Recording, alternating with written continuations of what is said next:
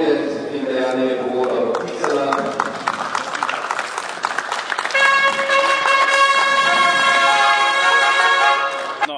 V celoti bi mi potrebovali, da bi zaključili res popolnoma do zadnje točke, bi potrebovali cirka 9 milijonov evrov. V tem trenutku je bilo podpisano za 5,9 milijona, to se pravi za 2/3 torej tega, in v naslednjem letu računamo na to, da bo vzhodna tribuna dobila svoj končni videz z vso notranjostjo, z vso vsebino, z kotlovnico, z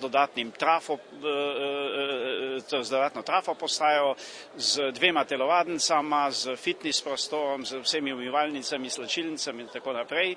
Potem vsa komunikacijska oprema, potem displej novi, popolnoma nov, nadalje videonadzor, ozvočenje stadiona, torej to so te osnovne stvari, ki jih bomo v tem projektu, ki ga pač imenujemo športno-rekreacijska infrastruktura, tudi izvedli. Prepričan pa sem, ostaneta potem še samo spodnji del severa in pa juga, to je tako imenovan komercialni del, več ali manj, da bomo z občino našli neko rešitev, kako tudi to čim prej seveda zaključiti in dobiti tisto podobo, ki je bila v začetku tudi zasnovana.